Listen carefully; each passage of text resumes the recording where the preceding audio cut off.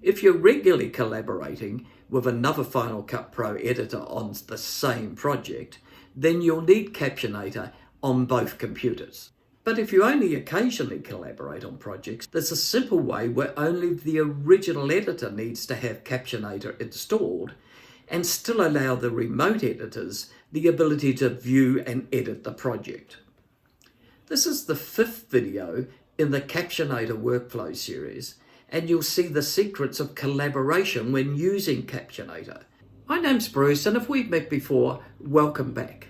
Otherwise, please like and subscribe, and don't forget to press the bell because there are 5 more videos in this Captionator series. As you've seen in the other videos, Captionator is an app that works as a plugin within Final Cut Pro. And of course that app needs to be installed on the originator's computer. Any other editor who wants to use the Final Cut Pro library will be able to view and edit the captions, provided the original editor consolidates content in the file menu of Final Cut Pro. And the more permanent solution is to have the remote editor add the Captionator title in their titles location on their computer's internal disk. When Captionator was originally installed on the first computer, the Captionator title was added to Final Cut Pro's titles. So where do you find the Captionator title on the original computer? It's in the Titles folder, which is inside the Motion Templates folder, which is inside the Movies folder, inside the Main Users folder, and this is the path. The Captionator title then can be added to the same path on the remote computer.